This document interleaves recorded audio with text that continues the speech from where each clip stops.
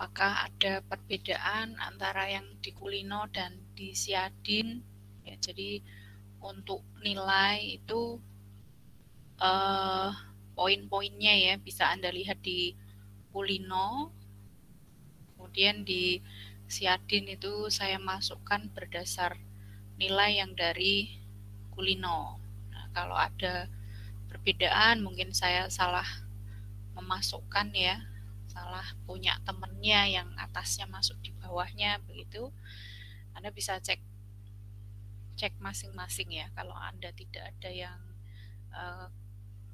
menyampaikan informasi, mungkin ada yang tidak sesuai kan saya tidak tahu ya. Jadi Anda silakan dicek sendiri nilainya apakah sudah sesuai dengan yang di Kulino yang ada di Siadin, atau ada pertanyaan mengenai nilainya ya.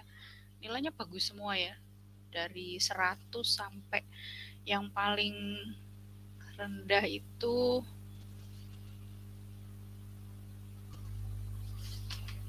yang paling rendah itu 78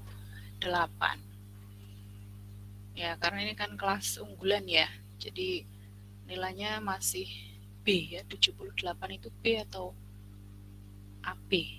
B ya, jadi masih dapat B.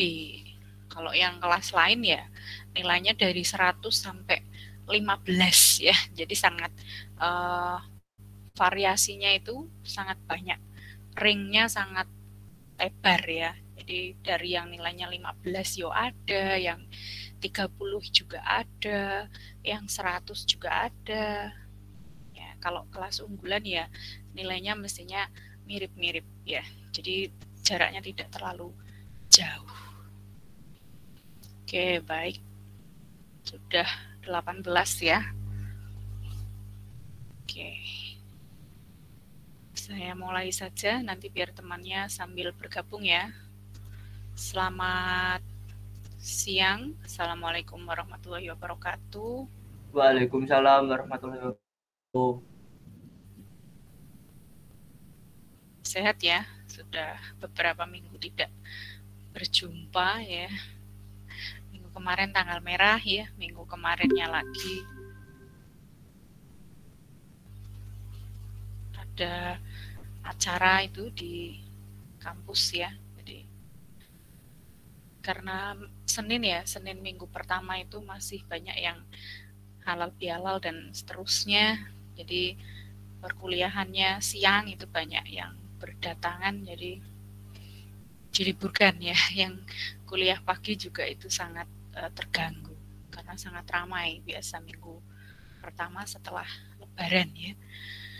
Oke, baik, ini saya sharing ya untuk materinya.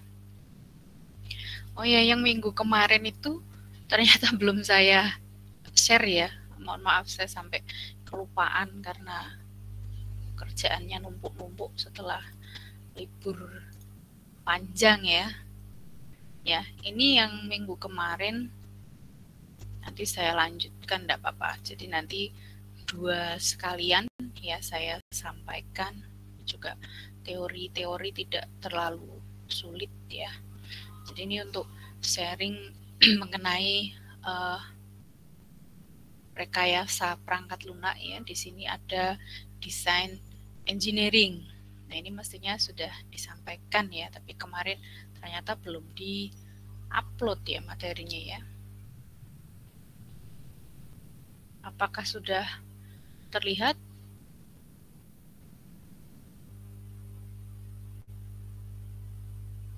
Sudah. Ya, ini delaynya rada lama ya. Sinyalnya mungkin kurang baik di sini ya. Ya, ini software design engineering. Ya, kemarin kita sudah di requirement engineering, kemudian analisis ya, analisis engineering, kemudian ini masuk ke software design engineering. Jadi perancangan perangkat lunak ini tindakan rekayasa ya, yang nanti di dalam pemodelan itu ya ada landasan-landasan untuk aktivitas konstruksinya. Jadi sebelum mengkonstruksikan ini ada desainnya, gitu ya. Anda membuat desainnya. Ya, di sini software design engineering, desain ini mengumpulkan kebutuhan stakeholdernya, kemudian keperluan untuk bisnis dan pertimbangan teknologinya, gitu ya. Jadi dikumpulkan dulu semuanya untuk kebutuhan dari sistemnya. Nah, sebelum ke desain ini kita juga sudah mengumpulkan kebutuhan-kebutuhan ya yang lainnya seperti yang fungsionalnya, yang non fungsionalnya, kebutuhan sistemnya, kemudian kebutuhan usernya dan seterusnya sampai ke hardware, software, interaksinya seperti apa itu di bagian sebelumnya sudah dikomunikasikan dengan user. Ya, di sini memodelkan aktivitas dan persiapan untuk tahap konstruksi. Jadi sebelum kita mulai melakukan coding ya, yang nanti setelah coding ada testing, di sini sudah dipersiapkan sebaik-baiknya. Goalnya apa dari desain ini? Ya, ini kita ingin memodelkan solusi yang siap diimplementasikan. Ya, jadi mungkin selama ini kan Anda kalau ada tugas di pemrograman ya sudah langsung buka laptopnya langsung dibuat gitu ya, tidak ada mendesain dulu, menganalisis dulu ya, berkomunikasi dengan kira-kira mau membuat apa yang nanti si usernya itu butuhnya seperti apa, itu semuanya dilewatkan ya, langsung masuk ke coding.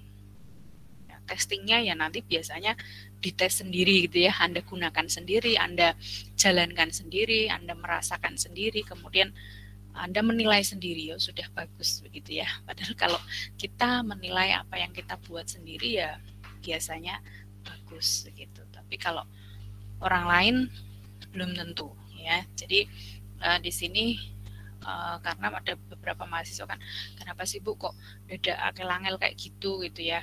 Saya biasanya juga langsung buat langsung selesai. Nah, jadi sebenarnya kita perlu melakukan ini ketika kita harus mengerjakan proyek-proyek yang besar seperti itu ya. Kalau Anda merasa belum perlu, ya mungkin yang dikerjakan ini masih yang sederhana, yang Anda misalnya satu tim hanya berdua ya, atau TA yang proses ini hanya Anda kerjakan karena perlu laporan gitu ya. Jadi ketika Anda TA itu kan perlu Anda menjelaskan, Anda membuat laporan apa yang Anda kerjakan. Nah, itu perlu didefinisikan semua apa yang Anda lakukan sebelum memberikan solusi itu gitu ya. Sebelum Anda menawarkan sebuah solusi, itu kan harus melakukan banyak persiapan ya, mulai dari mengerti permasalahannya hingga siapa usernya dan seterusnya, baru bisa memberikan solusi. Nah, jadi yang paling dekat dengan Anda ketika membuat proses ini menjadi sesuatu yang nyata dikerjakan ya di TA tersebut ya. Jadi di TA ini ya Anda memang nanti harus memilih model prosesnya ya, kemudian harus memilih bahasa pemrograman yang sesuai dan memilih hal-hal lain ya, kemudian menjalankan tahapan-tahapan tersebut. Nah, jadi di RPL ini kita berlatih melakukan itu ya. Jadi goalnya kita ingin memodelkan solusi yang siap nanti untuk diimplementasikan. Kemudian yang dimodelkan apa saja? Bisa dari desain arsitekturnya. Di sini ada struktur modulnya. Kemudian desain antarmukanya, ya, baik itu user interface-nya, antarmuka dari sistemnya, maupun kalau ada external interface, di situ juga bisa dimodelkan. Seperti apa, seperti itu ya. Kemudian datanya. Nah, struktur datanya ini seperti apa yang ingin Anda kembangkan, basis datanya bagaimana, dan seterusnya. Ya, kemudian proseduralnya, algoritmanya bagaimana, gitu ya. Kadang kalau mahasiswa membuat sebuah aplikasi atau software, itu di judulnya malah sudah terlihat algoritma apa yang digunakan. Jadi sudah kelihatan ya model algoritma yang diterapkan bagaimana.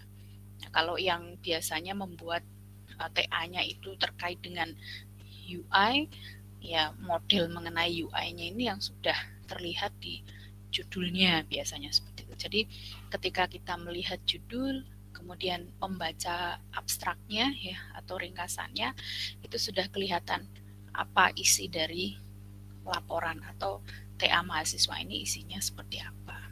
Ya, jadi di situ sudah terlihat ya. Ini beberapa yang dimodelkan. Ini arsitektur desain. Ya, di sini mendefinisikan hubungan antara elemen-elemen struktural utama dari perangkat lunaknya, kemudian gaya arsitekturnya, desainnya yang nanti dapat membantu mencapai persyaratan yang ditetapkan oleh sistem.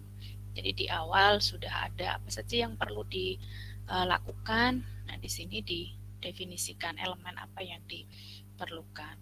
Kemudian ada kelas desain, ya ini perancangan kelas atau data yang nanti mengubah kelas analisis ke dalam kelas desain bersama dengan struktur data yang diperlukan. Ya, jadi ada beberapa perancangan. Kemudian interface design, ini perancangan antarmukanya, ya menjelaskan bagaimana software ini berkomunikasi dengan sistem yang beroperasi dengan manusia nanti sebagai penggunanya. Ya. Kemudian ada komponen level desainnya. Ini mentransformasikan elemen struktur dari arsitektur perangkat lunak ke prosedur-prosedurnya. Ya, jadi banyak yang kita kerjakan sebenarnya. Nah, seperti ini ya. Jadi ketika kita kan masih di terstruktur ya, belum object oriented. Kalau digambarkan di bukunya Roger S. Pressman, itu Anda akan menemukan gambar seperti ini. Jadi hubungannya ketika di tahap analisis model dengan pada saat kita di desain model. Ya, di sini kita sudah membuat DFD, ya, sudah membuat ERD. Ya, nanti yang dari situ kita bisa ada kamus datanya ya, ada data apa yang nanti akan kita perlukan dan seterusnya. Nah, ini kalau di desain bisa Anda lihat gambarannya seperti ini. Jadi di data dictionary itu ya, di kamus datanya itu masuk di data design, kemudian ada ERD-nya ya, kemudian kalau di sini ada interface design itu kaitannya dengan data flow diagramnya ya ketika Anda di analisis kemarin. Ya, jadi ditransformasikan seperti ini antara analisis ke desain modelnya. Ya, jadi apa yang Anda buat kemarin itu ya sangat berguna untuk nanti kita masuk ke interface desain. Ya, Anda kan sudah mendapatkan nanti akan ada fungsi-fungsi apa saja, dan nanti bisa menentukan tampilannya akan seperti apa. Ya, untuk datanya juga Anda sudah ada menemukan beberapa nanti untuk basis data ya. Ada misalnya kemarin entitas pembeli, kemudian ada entitas penjual. Nah, pembeli ini dia punya atribut apa saja. Nah, ini nanti yang masuk di data design. Jadi ada atributnya, ya atribut ini nanti yang jadi variabel. Kemudian ada apa metodenya gitu ya, prosesnya, proses-proses itu yang nanti akan menjadi apa proses yang bisa dikerjakan atau fungsi-fungsi nanti yang bisa dikerjakan di dalam aplikasinya. Ya, ini gambaran transformasi model untuk yang masih terstruktur. Ya, nah kalau kita lihat di analisis object oriented, nah seperti ini. Ya, jadi analisis modelnya ini sudah bentuknya ada skenario based element, ya ada use case, ada activity diagram, ada swimlane-nya, kemudian yang di bagian behavior ini ada state diagram, ada sequence diagram. Nah, kalau di kelas ini karena unggulan ya, ini kemarin untuk konteks diagram itu 99% sudah semuanya baik ya. Cuma di kelas lain itu masih ada beberapa saya juga kurang paham ya. Mungkin karena sumber dari Google-nya itu yang dia memberikan kunci pencariannya itu tidak tepat ya. Jadi yang ditampilkan itu use case diagram, kelas diagram. Ini di jawaban kemarin konteks diagram itu sudah muncul. Padahal itu kita belum masuk ke object oriented, tapi sudah muncul duluan ya. Jadi selangkah lebih di depan gitu ya. Tidak apa-apa karena belum diajarkan malah sudah tahu. Lebih baik begitu ya. Cuman tidak tepatnya karena soalnya yang dibutuhkan bukan itu ya. Jadi tidak sesuai dengan yang diharapkan oleh soal. Ya. Jadi ini untuk object oriented ada beberapa model mulai dari skenario-nya ya, kemudian lingkungannya ya, ada state, ada sequence, kemudian di class base-nya ada class diagram, analisis package, ada CRC model, ada collaboration diagram. Nah ini gambarannya seperti ini ya. Kalau di kelas itu nanti masuknya di kelas desain data ya. Kelas ini kaitannya dengan data. Nanti di kelas ada objek ini memiliki atribut atau variabel. Di dalam objek ini memiliki metode atau proses-proses yang bisa dilakukan di dalam kelas tersebut dan seterusnya. Ya, ini juga masuk untuk arsitekturalnya dan juga untuk komponen level desainnya. Nah, kemudian ada skenario. Kalau skenario based ini masuk di interface ya, behavior juga ya. Jadi di sini ada siapa sih gitu ya, misalnya aktornya, atau kalau di struktur itu tadi ada entitas gitu ya. Di sini ada aktor, misalnya ada pengguna ini nanti akan melakukan apa ya. Ada skenario-nya itu bisa dilihat di use case, bisa juga dilihat pada activity diagramnya. Kemudian ada state diagram. Di situ state diagram ini bisa misalnya ada satu aktivitas, ketika dia tidak bisa dikerjakan di situ, maka dia akan pergi kemana ya.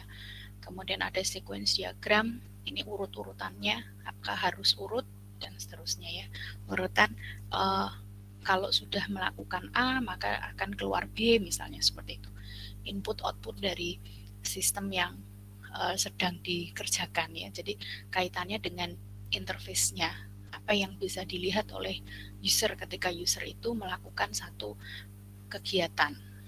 Ya, ini juga masuk di activity diagram. Jadi diagram-diagram ini saling terkait ya. Pertama misalnya Anda membuat use case ini nanti ya akan dibuat activity itu sumbernya dari satu yang sama gitu ya. Ini gambaran analisis desain ya di analisis di model object oriented. Nah, proses desain ini proses yang iteratif ya. Jadi di sini menerjemahkan kebutuhannya. Kebutuhan ini nanti yang akan menjadi blueprint. Blueprint itu apa? Bukan yang dicetak biru gitu ya. Ya istilahnya cetak biru, tapi bukan berarti dicetak terus warnanya biru.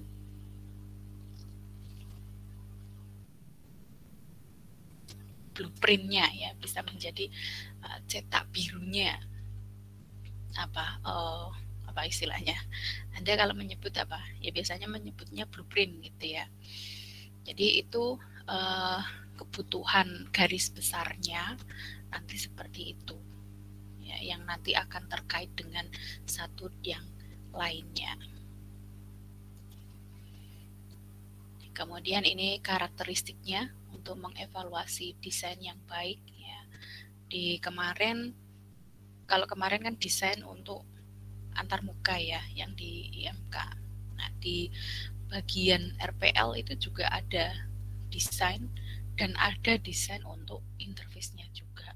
Jadi semuanya dipelajari.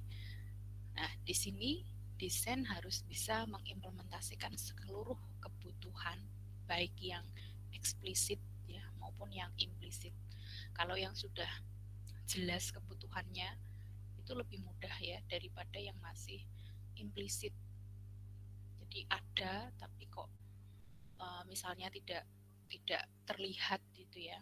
Tapi suatu saat itu butuh gitu ya. Jadi walaupun itu tersirat maupun tersurat, ada jelas maupun itu masih belum jelas gitu ya.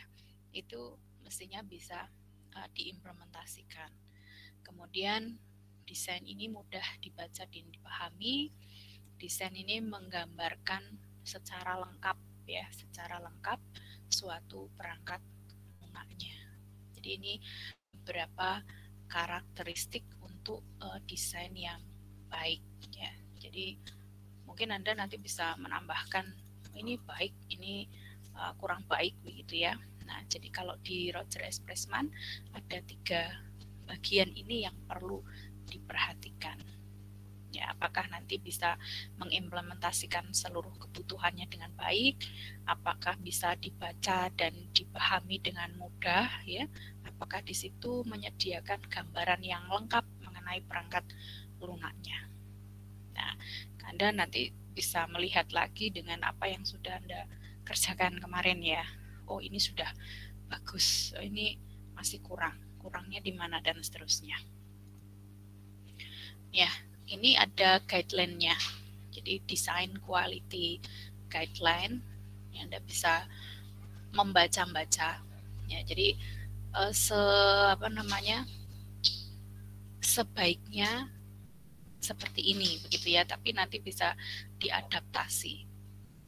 Sebuah perancangan itu menunjukkan arsitektur ya telah dibuat berdasarkan gaya atau pola yang ada, kemudian disusun dengan komponen yang mempunyai karakteristik desain yang bagus. Ya, kemudian perancangan seharusnya modular. Modular ini dibagi menjadi beberapa elemen atau subsistem. Sebuah perancangan seharusnya berisi representasi yang berbeda, ya baik itu dari datanya, arsitekturnya, antarmukanya maupun dari komponennya. Ya, kemudian sebuah perancangan seharusnya mengarah pada struktur data yang sesuai untuk kelas yang diimplementasikan. Jadi struktur datanya sesuai. Ya. Sebuah perancangan seharusnya mengarah pada komponen yang menunjukkan karakteristik fungsional yang independen. Ya, jadi komponen ini karakteristik fungsionalnya independen. Ya, bisa dia tidak terlalu terkait dengan yang lain begitu ya. Jadi nanti independen ini ada satu penilaian sendiri ya, apakah dia kualitas baik atau kurang baik. Sebuah perancangan seharusnya mengarah pada antarmuka yang mengurangi kompleksitasnya. Jadi bisa mengurangi kompleksitasnya ya, hubungan antar komponen dan lingkungan eksternalnya. Jadi tidak terlalu kompleks. Makanya tadi ada modular ya, dibagi-bagi menjadi beberapa modul. Sebuah perancangan seharusnya diturunkan menggunakan metode yang dapat diulangi. Jadi ketika ada sesuatu yang perlu ditambahkan ya, atau ketika dilakukan analisis itu masih ada yang kurang, maka bisa diulangi itu ya, diulangi ke analisis kebutuhannya seperti apa. Sebuah perancangan seharusnya direpresentasikan menggunakan notasi yang dapat dipahami artinya. Ya, jadi perancangan ini ada notasinya mudah dipahami, dan notasinya ini biasanya sudah ada ketetapannya ya. Kalau Anda menggunakan misalnya gambar proses itu bentuknya apa, gambar kelas itu bentuknya seperti apa, walaupun ada bermacam-macam ya, atau ada banyak pakar yang memiliki notasi-notasi tersebut, tapi di situ Anda punya istilahnya punya pegangan. Ini saya pakai punyanya Roger misalnya ya, Roger S. Pressman, atau ini saya pakai punyanya Somerville misalnya, dan seterusnya. Jadi boleh ya, asal memang jelas ini yang diikuti itu siapa gitu ya. Jadi mengikuti siapa. Ini prinsip desainnya ya. Tadi ada guideline untuk kualitas desain. Ini ada beberapa prinsip ya. Perancangan bisa dilacak dari model analisis. Perancangan bisa menggunakan pola perancangan. Jadi sudah ada polanya. Perancangan seharusnya meminimalkan jarak intelektual antara software dan masalah di dunia nyata. Jadi memang kita dituntut untuk menyampaikan seolah-olah ini memang nyatanya seperti ini, begitu ya. Ketika kita menyelesaikan masalah dengan software itu ya seminimal mungkin berbeda dengan dunia nyata. Nah, misalnya kalau kuliah begitu ya, walaupun Anda di rumah, Anda bisa menyediakan tempat, meja itu seolah-olah Anda sedang ada di kampus itu ya. Tapi itu agak sulit ya. Kalau di rumah itu ya ngantuk-ngantuk, kadang juga belum mandi, kuliah sambil makan, terus tinggal sholat sebentar dan seterusnya. Kalau di dunia nyata kita offline kan Anda tidak bisa seperti itu ya.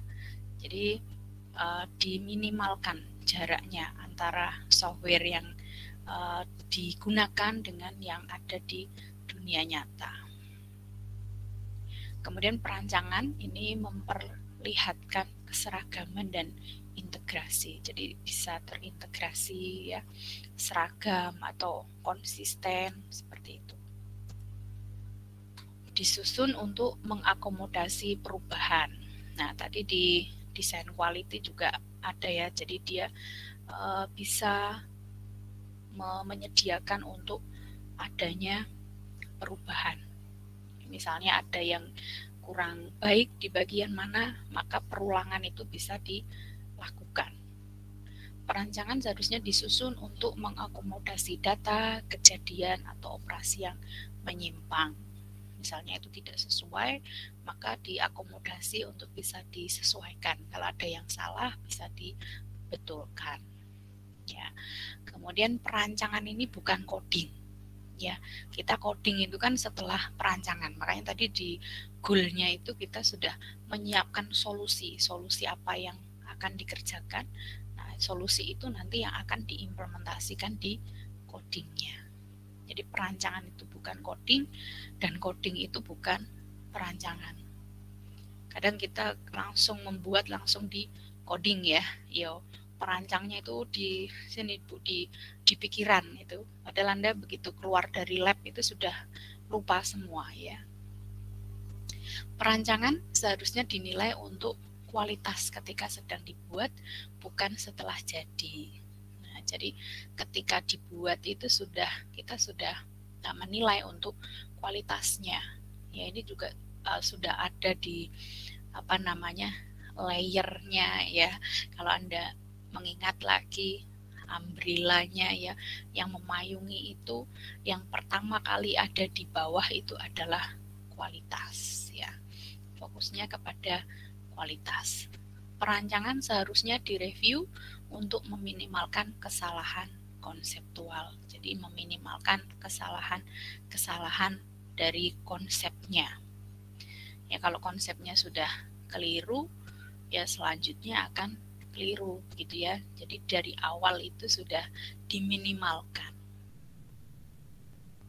Nah, ini konsep desain fundamentalnya. Ada beberapa hal ya, ada abstraction, ada arsitektur, ada modularity, information hiding, separation of concern, functional independent, dan seterusnya.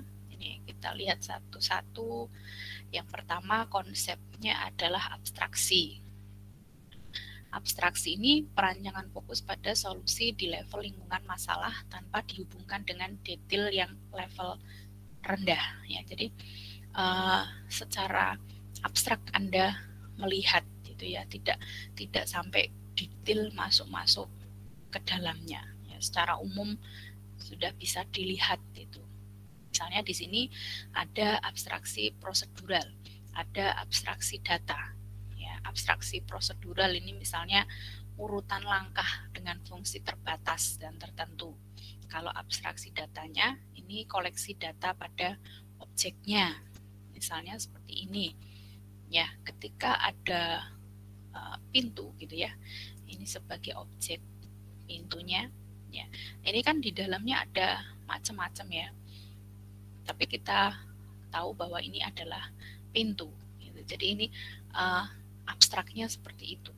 Detail yang ada di dalamnya, bagaimana pintu itu, misalnya di sini ya, Anda lihat ini struktur datanya seperti ini, ya, nama objeknya pintu, kemudian di dalamnya ada macam-macam ya, ini ada atributnya, misalnya dibuat di pabrik mana, nomor serialnya berapa, tipenya, kemudian tingginya, ya, cara membukanya dan seterusnya. Nah, objek ini nanti yang tadi disebut dengan abstraksi untuk struktur datanya. Ya, secara umum kita melihat ini adalah pintu. Pintu ini bisa dibuka, kita bisa masuk ke pintu. Gitu. Nah, kalau di dalam proseduralnya, pintu ini misalnya bisa dibuka. Nah, cara membukanya bagaimana? Itu prosedurnya. Jadi dia Anda berjalan ke pintu dulu. Ini yang pintu manual ya, bukan pintu yang sudah pakai sensor. Misalnya Anda berjalan ke pintu, kemudian Anda memegang gagang pintunya, kemudian gagang pintunya diputar, kemudian didorong atau ditarik, maka dia akan terbuka. Nah, ini proseduralnya seperti itu. Ya, prosedural ini tentunya akan menyesuaikan dengan yang ada di sini ya. Kalau misalnya ini opening mekanismenya itu dia dengan sensor, pasti akan berbeda. Ya, tidak perlu kita mendekat ya. Kalau dia melihat ada objek berapa jaraknya, dia sudah otomatis terbuka. Ya, atau dengan sensor kuncinya tidak dengan gagang pintu dan seterusnya. Ya, jadi ada di sini struktur datanya. Ya. Kemudian ada proseduralnya. Nah, abstraksinya ini dia secara umum tidak ditunjukkan detail di dalamnya. Ya, secara abstrak ini adalah pintu yang dia memiliki data ya, yang dia bisa dibuka dan ditutup. Yaitu abstraksi, gambarannya seperti itu. Kemudian arsitektur. Ya, arsitektur ini keseluruhan struktur atau organisasi dari komponen atau modul perangkat lunaknya, ya, cara komponen ini berinteraksi, dan struktur data yang digunakan komponennya. Jadi itu yang disebut dengan arsitektur. Jadi keseluruhan ya, komponennya, organisasi dan seterusnya, kemudian caranya dia berinteraksi, struktur datanya dan seterusnya. Nah, bagian dari perancangannya ini ada struktural propertinya, ya, jadi menggambarkan komponen sistemnya. Ya, jadi mungkin ada modul, ada objek, ya, nanti ada objek-objek ini tergabung menjadi kelas gitu ya kalau di OO. Kemudian ada extra functional propertiesnya, ini kebutuhan untuk performanya, bisa di kapasitasnya, security maupun di adaptasinya seperti apa. Jadi ada beberapa bagian ya. Kemudian ada family of related systemnya, ini bisa di reuse, bisa digunakan lagi ya, dan seterusnya. Kemudian ada modularity, ya, perangkat lunak bisa dipisahkan, ya, komponennya terpisah. Biasanya disebut modul dan diintegrasikan untuk memenuhi kebutuhan. Jadi ada kebutuhan-kebutuhan yang bisa dipenuhi dengan terintegrasinya modul-modul. Ya, modularitas adalah atribut tunggal dari perangkat lunak yang memungkinkan program menjadi mudah dikelola. Ya,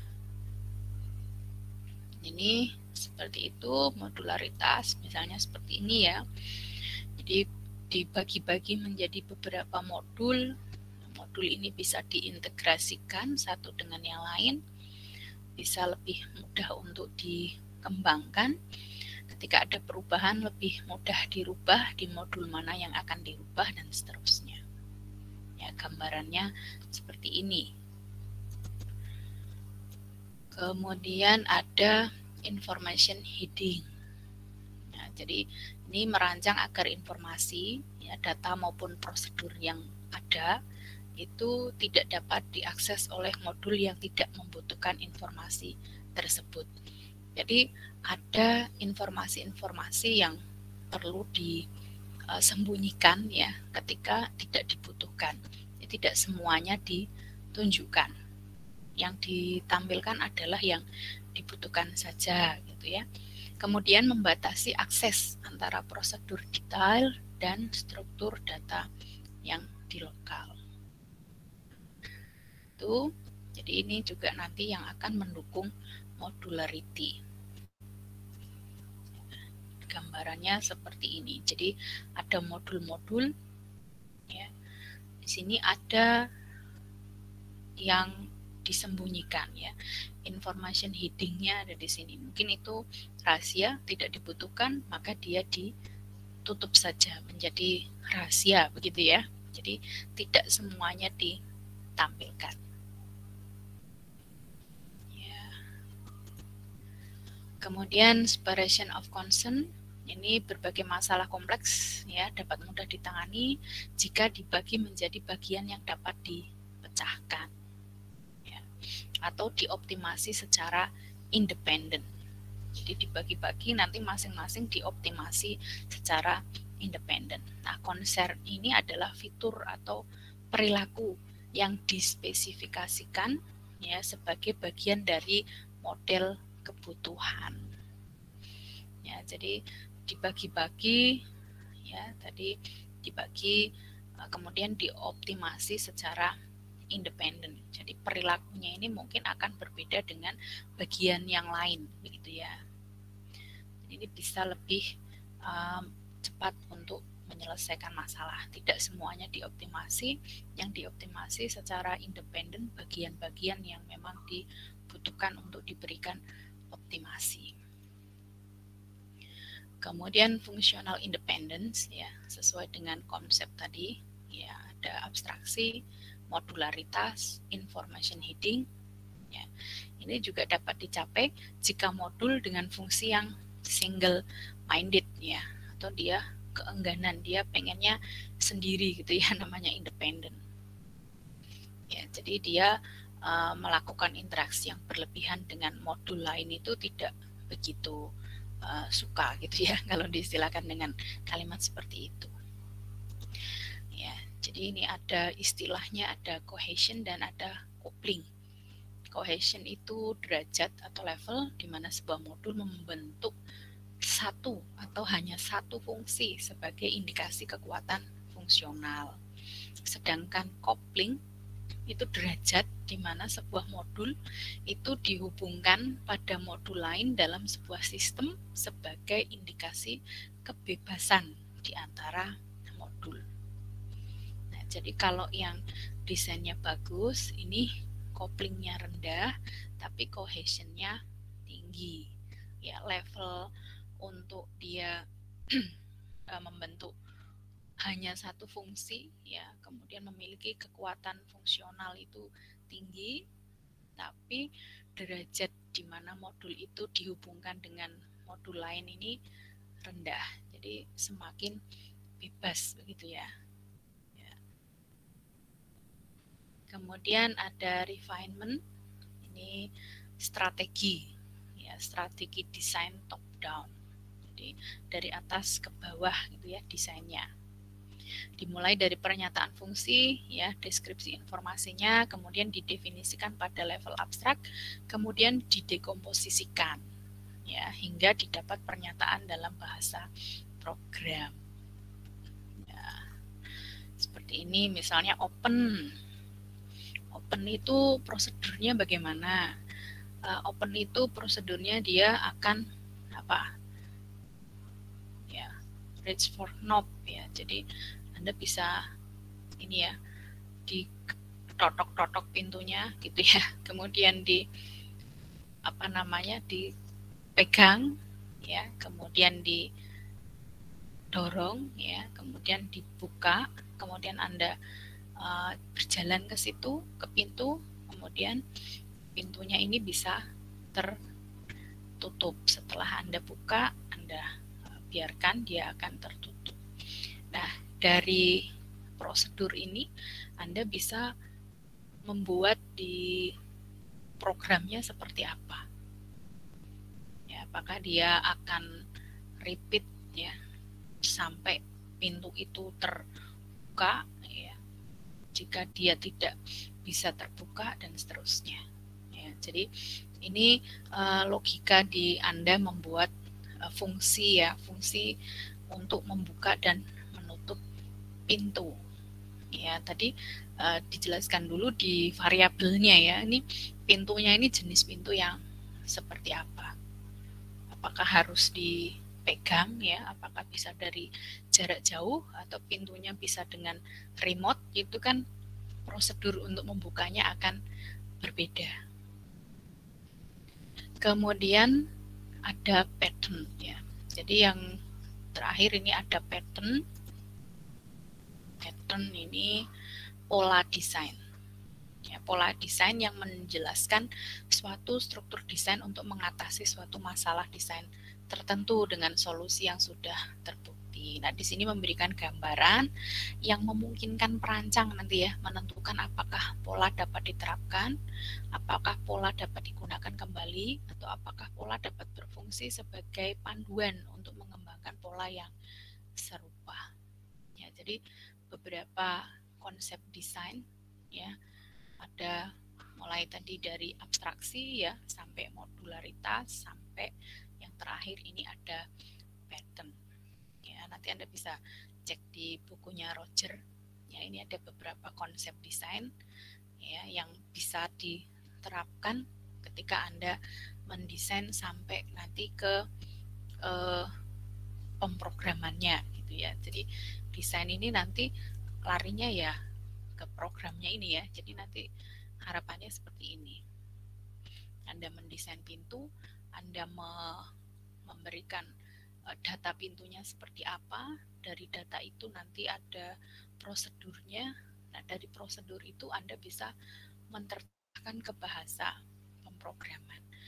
Anda beda bahasa pasti akan beda urutannya seperti itu ya. Jadi disesuaikan dengan bahasa yang digunakan masing-masing. Ya, dari situ model desain itu nanti yang akan diterapkan ke programmingnya gitu ya. Jadi kalau selama ini Anda langsung tes gitu ya, langsung bikin gitu ya. Jadi kalau di gambaran ini Anda langsung di birunya ini ya, langsung di programmingnya. Nah, sekarang Anda mencoba untuk apa? Kalau biasanya begini ya, kalau sekarang coba untuk berpikir dari awal dicatat, ditulis gitu ya, sampai nanti bisa diimplementasikan dengan codingnya gitu ya. Ini tadi sudah ada di atas, ini dimensi modelnya. Jadi ini ada keterangannya, elemen-elemen desainnya. Ini di atas tadi sudah ada ya. Jadi ini materinya yang minggu kemarin ya, yang saya lupa upload.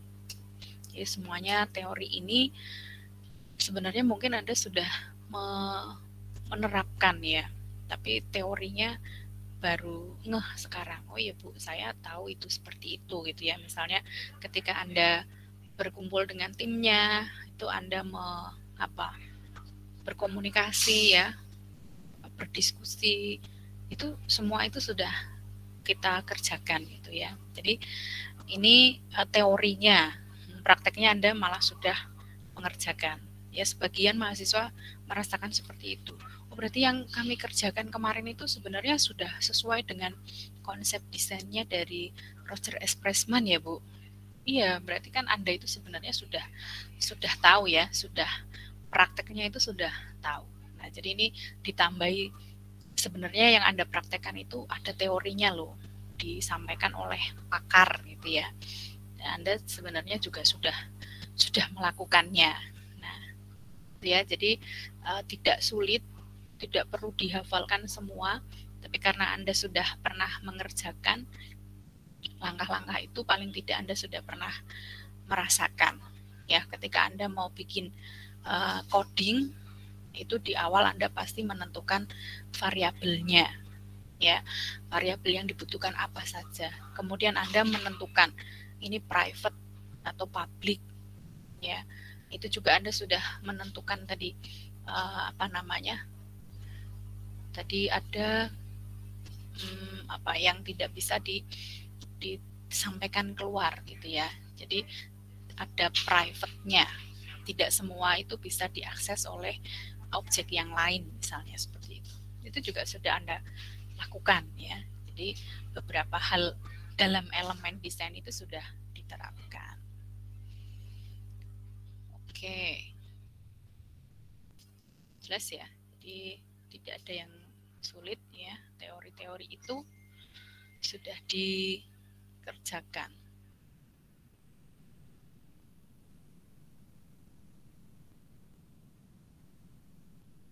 Halo, masih ada di sini? Ini jangan-jangan ngantuk ya? Saya seperti dongeng ya. Masih ada, Bu. Oh, masih ada ya, Mbak Nabila masih ada. Belum ngantuk kok, Bu. Tenang. Belum ngantuk. Ya, karena saya aja yang menjelaskan rodok ngantuk ya. Anda nggak ngantuk berarti bagus. Oke, kita lanjutkan. Ini ada satu lagi, ini masih ada kaitannya juga ya dengan yang tadi. Ini yang object oriented ya. Jadi mungkin Anda juga sama ini ya. Jadi di sini kita sudah mengerjakan, Bu. Maksudnya Anda sudah mengalami begitu ya. Sudah mengalami duluan baru dapat teorinya. Jadi Anda sudah merasakan apa yang disampaikan di sini. Jadi ini analisis berorientasi objek. Mungkin ada yang bertanya ya, kita kan nanti mengerjakannya yang struktural, Bu. Ya, kita mengerjakan yang struktural. Kemarin juga sudah sampai ke DFD ya, mungkin juga sudah ada yang sampai ke ERD. Ya, tapi kita perlu mempelajari juga sedikit tentang analisis yang berorientasi objek. Jadi nanti Anda bisa membedakan. Ya, tadi di slide yang sebelumnya itu sudah ada juga beberapa, Anda bisa membedakan mana yang analisis itu ketika masuk di model gitu ya, di model desain itu antara yang struktural dan OO itu juga berbeda.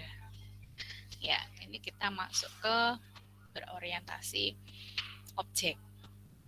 Ya, jadi ini analisis model yang berorientasi objek. Ya, tadi kita sudah ke desain. Ya, ini langsung ke ya. Jadi dua tipe umumnya ini ada analisis terstruktur dan analisis berorientasi objek. Nah, jadi kalau kita lihat ini tadi ya, deskripsi sistem, kemudian model analisis, ke model perancangan. Ya, tadi kita sudah di model analisis sudah dijelaskan tadi ya. Nah, ini model analisis yang ke OO. Ya, yang ke OO. Nah, tadi yang di itu sudah model perancangan, yang di struktural. Ya, tadi ada desain model atau model perancangan. Sama ya, ini bahasanya memang kadang terbolak-balik. Nah, ini ada beberapa elemen ya, elemen-elemen dalam model analisis. Nah, ini jadi ada yang berbasis skenario, kemudian berbasis kelas ya, kemudian ada yang berbasis aliran dan perilaku. Ini merupakan bentuk representasi yang berbeda. Nah, kalau digambarkan seperti ini, kita sudah mengerjakan yang model aliran ya, kita sudah membuat konteks diagram, sudah membuat ERD. Jadi di model aliran ini kita sudah mengerjakan. Nah, kalau yang objek oriented, ini kita ada model berbasis skenario. Tadi masih ingat ya, tadi di gambaran tadi bagaimana di struktural dan di objek oriented ya. Kalau di objek oriented itu tadi sudah menggunakan use case ya, kemudian ada user story dan seterusnya. Ya. Jadi model ini berbasis skenario. Saya lupa ya yang ada mengumpulkannya pakai use case ini, kayaknya bukan kelas ini. Di kelas lain itu ada. Jadi yang dikumpulkan justru use case-nya. Nah, kemudian di model kelas itu ada diagram kelas, ada diagram kolaborasi. Kemudian ada model perilaku, itu misalnya ada diagram state dan ada diagram urutan atau tadi sequence diagram. Itu ya. Ini ada use case, kemudian ada activity diagram, itu juga masuk ya di skenario bagaimana aktivitasnya dari satu bagian ke bagian yang lain. Jadi ini elemennya ada model yang berbasis skenario, ada yang berbasis model kelas, ada yang model perilaku dan model aliran. Ya, kemarin yang kita sudah kerjakan di model aliran. Nah, nanti yang di OO ini ada banyak ya. Jadi belum dikerjakan, yang sudah dikerjakan di model aliran. Ya, ini penjelasannya. Ya, jadi yang berbasis skenario ini memperlihatkan bagaimana interaksi yang kelak akan terjadi antara pengguna dengan sistem perangkat lunak. Ya, di DFD ini juga sebenarnya sudah kelihatan ya. Kalau di struktural ini sudah terlihat juga user itu nanti akan memberikan input apa, prosesnya akan bagaimana, sistemnya akan memberikan output apa, itu kan semuanya sudah terlihat. Kemudian memperlihatkan sejumlah aktivitas berurutan yang terjadi saat perangkat lunak digunakan. Ya, ada diagram activity, ini menunjukkan urutannya ini. Kemudian elemen yang berbasis kelas, tadi di sini memodelkan objek-objek yang akan dimanipulasi oleh sistem. Objeknya ada apa saja. Ya, di bagian yang kita terstruktur, itu kemarin juga ada entitas ya. Entitas itu juga memiliki variabel atau atribut ya, atribut ini nanti yang Anda gunakan ketika merancang diagram entity relationship-nya ya. Jadi sebenarnya ya ini ya hampir sama ya, ada objeknya, ada entitas di sana, ada variabel, ada atribut ya. Kemudian di sini ada, kalau di objek itu kelihatan metodenya ya. Jadi operasi-operasi apa saja yang bisa dilakukan oleh objek itu sudah terlihat di objek. Ya, tapi kalau di entitas nanti aktivitas apa yang dikerjakan yaitu nanti terlihat dari relasinya ya. Relasi dengan sistem ini relasinya apa? Misalnya meminjam, relasinya mendownload gitu ya, dan seterusnya. Itu model kelas. Kemudian elemen perilaku atau behaviornya ini memperlihatkan bagaimana event-event eksternalnya melakukan perubahan pada keadaan state ya, atau kelas-kelas yang ada di dalamnya. Ketika dia berhenti, apa yang akan terjadi? Ketika dia berjalan, kemudian ada sesuatu yang di kelas itu misalnya ya, kelas-kelas yang ada ini misalnya terkait dengan kelas lain ya, kondisi di situ seperti apa dan seterusnya. Kemudian yang berorientasi aliran, ini memperlihatkan perangkat lunak yang bertindak sebagai pelaku transformasi informasi. Ya, di sini kan entitas memberikan input, ya, kemudian sistem memberikan output, dia mentransformasikan informasi, memperlihatkan bagaimana objek-objek data ditransformasikan saat mereka mengalir melintas berbagai fungsi yang dimiliki sistem. Ya, jadi ada fungsi-fungsi tadi, kemudian di situ objek-objeknya ditransformasikan. Ya. Nah, ini jadi kita sudah di struktur dan hari ini kita melihat metode yang berorientasi objek. Ya, kalau yang tradisional ini juga kita sudah tahu ya, mungkin Anda pertama kemarin algoritma itu sudah membuat flowchart ya. Jadi flowchart ini yang paling sederhana ketika Anda menggambarkan sesuatu itu ya digambarkan dalam bentuk flowchart. Ya, flowchart pun ada aturannya ya, simbol-simbol yang digunakan di dalam membuat flowchart itu ada ketentuannya. Jadi enggak sembarangan terus dibuat kotak-kotak gitu ya, tapi ada aturan untuk simbol pembuatan flowchart. Ya. Kemudian urutan keputusan loop itu di flowchart sudah kelihatan. Urutannya bagaimana, terus ada kondisi ya, if A then else, itu di keputusan itu sudah terlihat. Kemudian loop ya, perulangan itu dalam flowchart itu juga sudah terlihat. Ya, jadi di situ menunjukkan kontrol alurnya gitu ya. Jadi kebutuhan informasi belum terlihat, tapi alurnya sudah terlihat. Kemudian ini metode yang terstruktur ya, berfokus pada aliran data. Ini kemarin ada yang membuat aliran data tapi simbolnya kotak-kotak ya, seperti entitas. Bukan kelas ini, sepertinya kelas lain. Nah, itu juga ini aliran data, bukan entitas gitu ya. Saya itu kadang ini pas kuliah tidur atau bagaimana kok bisa kesalahannya seperti itu ya. Jadi Anda juga membuat aliran data, kalau bentuknya kotak kan itu mestinya tanda tanya ya, kok gini bener apa enggak kan itu ya. Jadi aliran data itu yang disimbolkan dengan tanda garis yang diakhiri dengan panah gitu ya, dengan tanda panah ya, memperlihatkan bagaimana objek-objek data melakukan transformasi saat mereka mengalir di dalam sistem yang dikembangkan. Ya, jadi bagaimana objek satu ini berkaitan dengan sistem. Ya, bagaimana sistem ini nanti memberikan output. Ya. Jadi aliran data, fokusnya di aliran data.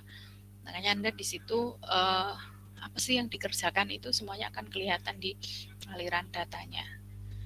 Objeknya memberikan apa ya, entitasnya memberikan apa ke sistem, nanti sistemnya memberikan apa dan seterusnya.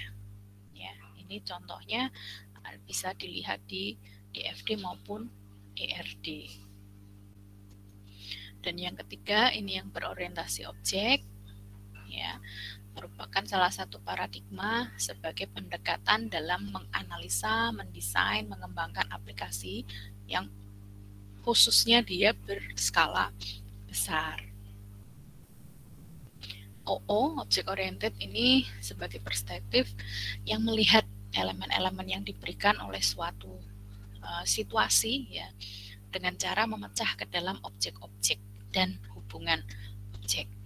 Makanya ini kalau aplikasi itu besar, maka dia lebih pasnya dengan yang berorientasi objek gitu ya, karena dia banyak objek yang bisa disatukan misalnya ya dengan dalam sebuah kelas gitu ya. Jadi itu lebih mudah untuk digunakan. Ya. Ini evolusinya, jadi dari struktur ke OO ya, jadi sekitar tahun 70-an, 80-an. 80-an ini sudah mulai ke OO gitu ya. Terus mungkin Anda tanya, Bu, sekarang sudah 2020, kenapa kita masih struktural gitu ya? Tidak apa-apa. ya. Jadi biar Anda bisa mengetahui mana yang cocok. Kalau aplikasi itu sederhana, hanya satu objek misalnya ya, ada yang membuat itu entitasnya hanya satu, kemudian dengan satu proses, kenapa juga pakai yang object oriented itu ya. Jadi ada kalanya kita cocoknya pakai yang struktural ya, ada kalanya kita cocok pakai yang object oriented ya. Jadi disesuaikan dengan kebutuhannya ya. Seperti kemarin Anda memilih model proses. Model proses itu kan nanti juga akan Anda pilih juga apapun yang Anda kerjakan, walaupun itu di object oriented maupun terstruktur ya, itu Anda memilih juga model apa yang akan digunakan gitu ya. Ya, ini ada keterangannya ya.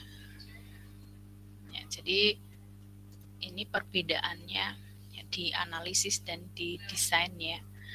Kalau analisis itu fokus di pemahaman masalah, jadi memahami dulu masalahnya seperti apa, kemudian menyempurnakan untuk desain perilakunya ya.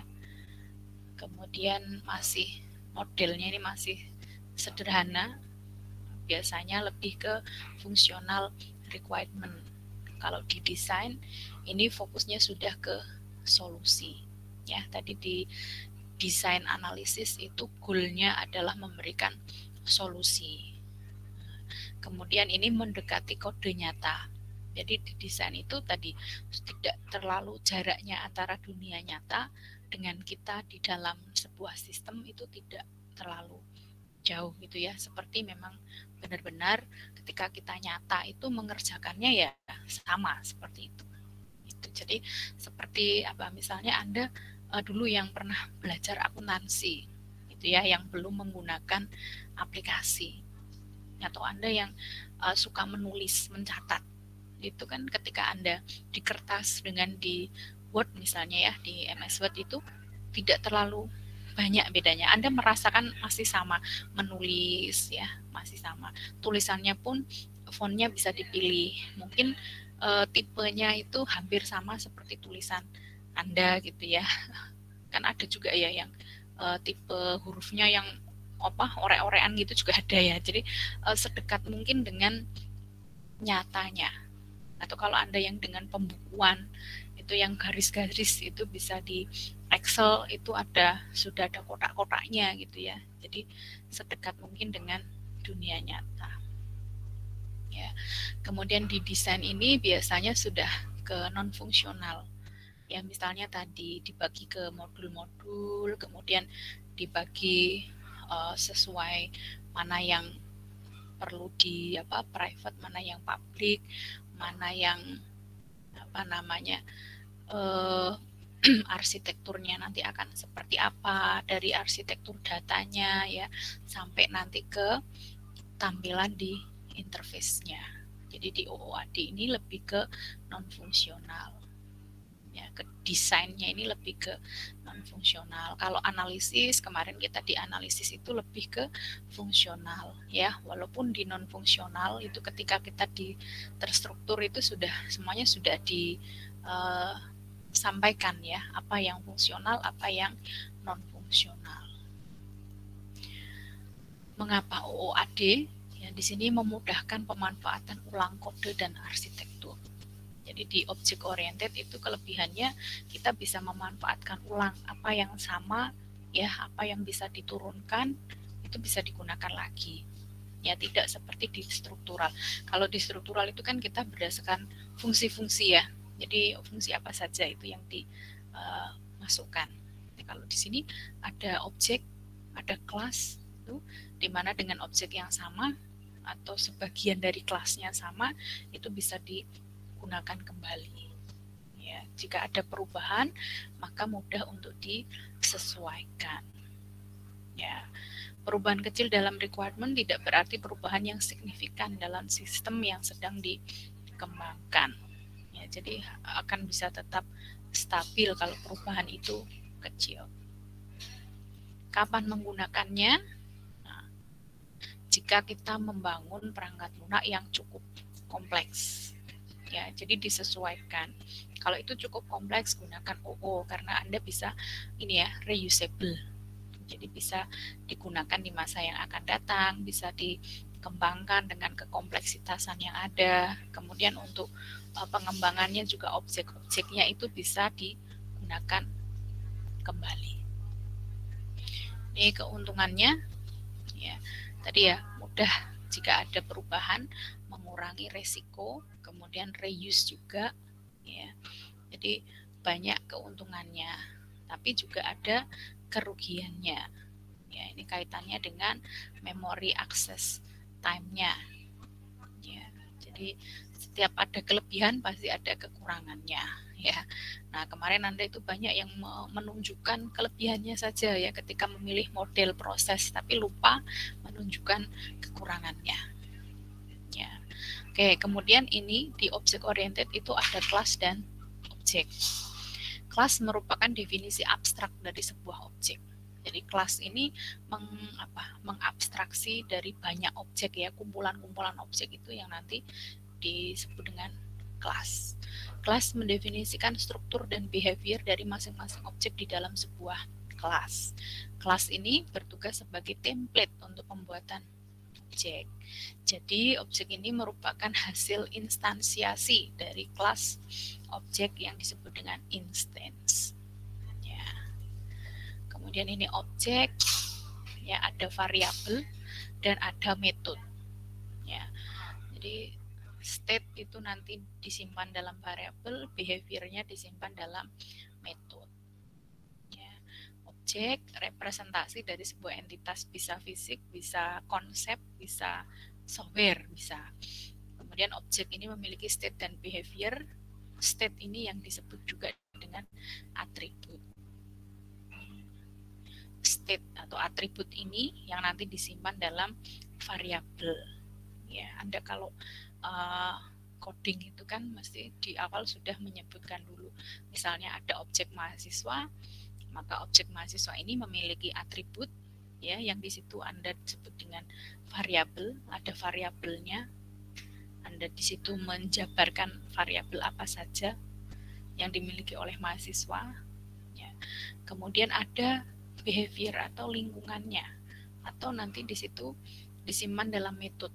Metode ini nanti yang menunjukkan gitu, menunjukkan bahwa misalnya objek itu bisa melakukan proses apa gitu ya. Jadi di lingkungan itu apa saja yang bisa terjadi.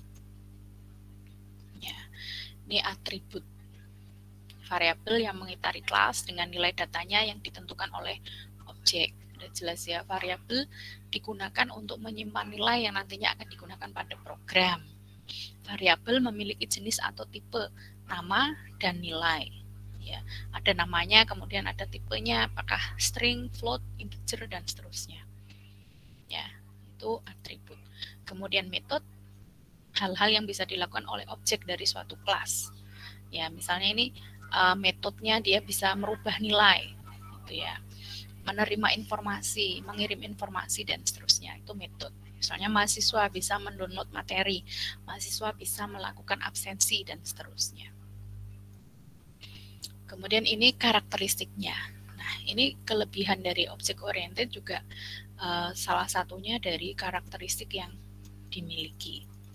Ya, ada abstraksi, pewarisan, banyak bentuk atau polimorfisme, kemudian pembungkusan atau enkapsulasi. Ya, ini abstraction. Ya, tadi di analisis juga ada abstraction. Ya, ini salah satu kelebihannya juga. Jadi di sini kita hanya melihat dalam bentuk yang lebih sederhana. Ya, kita tidak perlu melihat dalamnya. Misalnya ada mobil. Ya, mobil ini ya kumpulan sistem pengapian, ya sistem kemudi, sistem pengereman. Tapi kita melihat satu objek itu adalah mobil, begitu ya. Padahal di dalamnya ini banyak hal-hal ya, banyak objek lain atau subsistem yang saling berkaitan. Ya, jadi seperti ini ya. Jadi di mobil ini kalau tidak ada sistem engine-nya ya tidak bisa berjalan. Ya, kalau tidak ada airbag-nya bisa berjalan tapi mungkin kurang aman. Kalau tidak ada sistem wipernya, kalau hujan tidak bisa lihat depan gitu ya. Jadi ini adalah subsistem yang saling terkait satu dengan yang lain, yang mungkin tidak orang itu tidak mengingat ada sistem-sistem ini di dalamnya. Pokoknya ada mobil bisa berjalan dengan baik. Ya, itu yang disebut dengan abstraction. Atau sepeda, ya. Sepeda sepertinya sederhana, tapi kalau sistem pengeremannya ya tidak berjalan, Anda masih ingat ya, mungkin kalau Anda sudah nggak ada ya yang kalau naik sepeda ngeremnya pakai sandal ya, kakinya maju ke depan gitu, diselipin ya, jadi nanti akan berhenti. Ya, itu abstraksi. Kemudian ada enkapsulasi, ini menyembunyikan kompleksitas dari luar, hanya membuka operasi yang diperlukan saja. Tadi ada ya di analisis tadi, di desain yang struktural juga sebenarnya hampir sama ya. Jadi tidak semuanya itu ditunjukkan, ya. Hal-hal yang perlu saja, ya. Jadi ada yang di private, ada yang di public. Ya, kalau gambarannya begini, tidak semuanya itu ditunjukkan, gitu ya.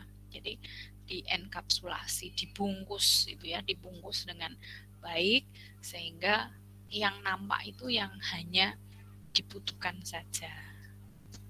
Yaitu enkapsulasi. Kemudian yang ketiga ada inheritance. Ini mekanisme mewariskan atau menurunkan ya, baik itu atributnya maupun operasinya dari sebuah kelas ke kelas yang lainnya.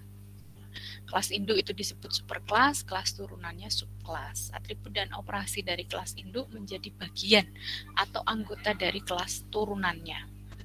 Kelas turunan bisa memiliki atribut dan operasi yang tidak ada pada kelas induknya. Ya, jadi kelas turunan ini nanti sebagai perluasan extension.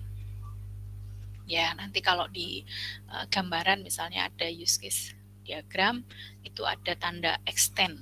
Nah, itu berarti adalah dia mewarisi gitu ya, mewarisi. Jadi mewarisi dari yang sebelumnya. Nah, seperti ini ya. Jadi misalnya ada sepeda, itu ada sepeda gunung ya dan yang lainnya. Ini dia ada beberapa yang menuruni dari sepeda. Ya, misalnya sistem pengeremannya mungkin sama, terus apalagi sistem pedalnya mungkin sama ya, tapi mungkin yang membedakan misalnya dari shocknya ya, jadi bagaimana apa itu namanya shock breaker gitu ya, yang bagaimana dia kalau sepeda gunung dengan racing sepeda itu mungkin beda ya, apa namanya mentul-mentulnya itu ya, jadi berbeda satu dengan yang lainnya. Nah, atau seperti ini ya, Kak, ini hidungnya sama-sama pakai kacamata misalnya, jadi ada yang diturunkan ke kelas berikutnya, jadi dari superkelas ini diturunkan ke subkelasnya. Kemudian ada polymorphism. Jadi konsep polymorphism ini menyatakan bahwa sesuatu yang sama itu dapat mempunyai bentuk dan perilaku yang berbeda. Ya, jadi walaupun dia ini sama, bisa jadi bentuknya atau perilakunya itu berbeda. Itu ya, misalnya sama-sama mahasiswa, tapi mahasiswa Udinus dengan mahasiswa Undip itu memiliki NIM yang urutannya akan berbeda. Ya, misalnya seperti itu. Atributnya akan ada yang berbeda. Ya, walaupun sama-sama mahasiswa. Kemudian sama-sama mahasiswa tapi mengambil mata kuliah yang berbeda. Ya, jadi ini yang disebut dengan polymorphism. Ya, kalau di ini contohnya kalau Anda bikin coding misalnya ya, ada binatang binatang ini semuanya ada bentuknya gitu ya, ada suaranya, tapi bentuknya akan berbeda-beda. Kalau kucing ya suaranya dengan anjing akan berbeda, dengan kuda berbeda, bentuknya juga berbeda. Tapi di sini sama-sama binatang, misalnya seperti itu. Itu polimorfisme. Jadi sama ya, sama di sini, tapi dia memiliki sesuatu yang berbeda. Kalau tadi di inheritance dia berbeda tapi menurunkan sesuatu yang sama, mewariskan sesuatu yang sama. Ya, misalnya karena bapaknya ganteng gitu, ya menurunkan yang sama. Anaknya semuanya ganteng, semuanya cantik gitu ya, ada yang diturunkan. Nah, seperti ini. Kalau Anda misalnya bikin lingkaran gitu ya. Itu lingkaran itu ada diameternya, sama-sama lingkaran ya, bentuknya sama lingkaran, tapi ukurannya bisa berbeda. Di situ juga Anda bisa menambahkan warna. Warnanya bisa berbeda, gitu ya. Dengan gambar yang sama, ukuran dan warnanya bisa berbeda. Itu polimorfisme. Ya, oke. Jadi sampai sini bisa membedakan OO dan struktur, ya, terstruktur. Di situ juga Anda bisa merasa, oh ya, tidak semuanya itu dengan OO itu pas gitu ya. Jadi ada kalanya lebih tepat Anda menggunakan yang terstruktur, ada kalanya yang lebih tepat menggunakan objek oriented. Jadi tergantung dari permasalahan yang dihadapi. Ya, jelas ya, karena ada beberapa mahasiswa kan yang kenapa sih Bu itu masih saja mempelajari yang itu gitu ya. Nah, biar kita tahu, biar Anda bisa membedakan. Nanti di TA juga kan Anda memilih ya, mau menggunakan yang apa. Dan semuanya itu tidak ada yang sempurna ya, pasti ada kekurangannya. Nah, dari situ kita mengambil yang paling banyak kelebihannya, paling sedikit kekurangannya. Ya. Kemarin juga waktu Anda memilih model proses kan begitu. Mestinya ambil yang paling banyak kebaikannya, yang paling sedikit kekurangannya. Jadi ada yang nilainya itu sedikit sekali, kenapa? Karena dia yaitu baik ya, jujur. Tapi sepertinya Anda salah memilih. Karena kekurangannya itu banyak sekali, kelebihannya hanya sedikit. Tapi malah dipilih gitu ya. Yang dipilih yang itu kan berarti Anda sepertinya salah pilih gitu ya. Ya, jadi harus dilihat dulu. Ada yang jawabannya sama dengan temannya, tapi nilainya beda karena alasannya juga berbeda. Ya, Anda sebelum komplain nilai saya sama ini kok beda, itu bisa dilihat dulu penjelasannya. Penjelasanmu bagaimana, penjelasanku bagaimana. Atau kalau penjelasannya sama persis, Anda malah nggak enak mau tanya ya. Karena saya akan balik bertanya, kok bisa sama persis kan begitu ya. Nah, jadi itu ya ada baik dan ada kekurangannya. Baik, sampai di sini ada yang ingin ditanyakan mungkin sambil absen ya.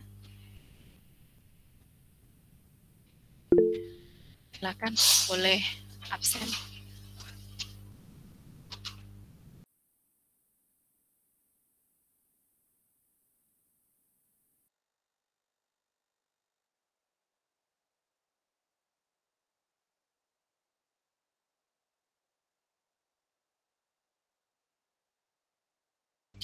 Sambil nilainya dilihat ya, mumpung belum lama setelah UTS, jadi masih Anda mau melihat itu masih mengingat ya.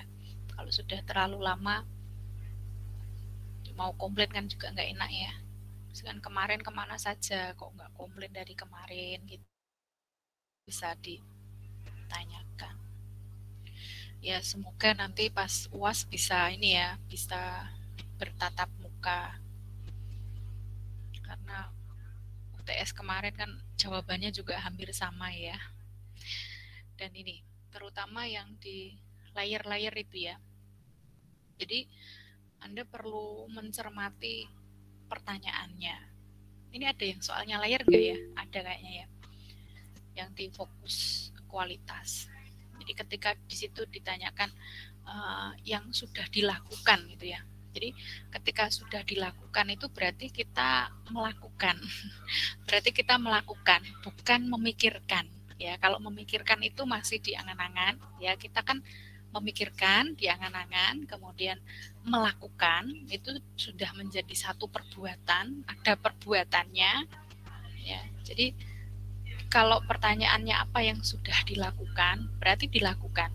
Jawabannya bukan memikirkan, ya gitu ya. Nanti bisa dicek itu di Kamus Bahasa Indonesia.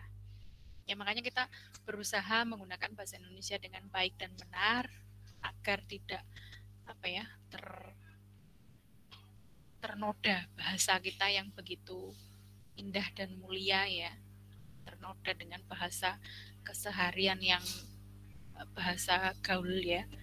Jadi bisa Anda cermati kembali. Soal itu sepertinya sederhana, tapi itu maksudnya, dan sebenarnya kan Anda bisa melihat ya, setiap soal itu ada berapa panjang gitu. Ada mahasiswa yang sudah seteliti itu ya. Oh ini Bu Umi memberikan tempat jawaban itu sangat panjang. Berarti ini penjelasannya itu yang baik, sangat jelas. Itu. Kalau Bu Umi hanya memberikan tempat itu sedikit, ini berarti penjelasannya sedikit sudah cukup. Itu. Jadi itu kalau online itu sebenarnya jawabannya sudah ada clue-nya ya. Kalau diberikan tempat sedikit, berarti jawaban Anda sedikit itu sudah cukup.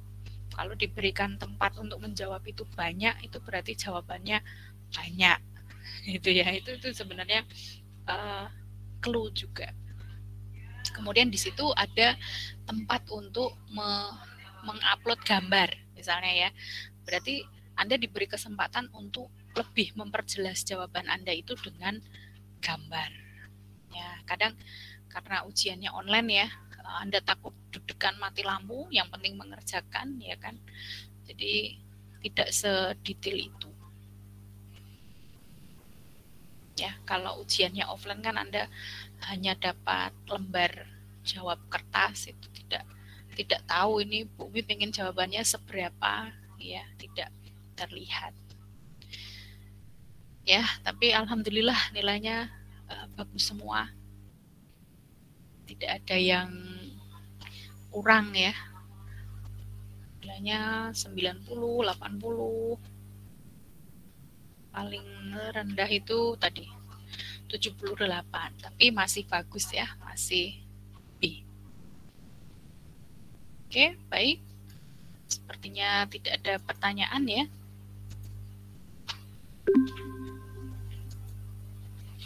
Oke, kalau tidak ada pertanyaan, saya akhiri.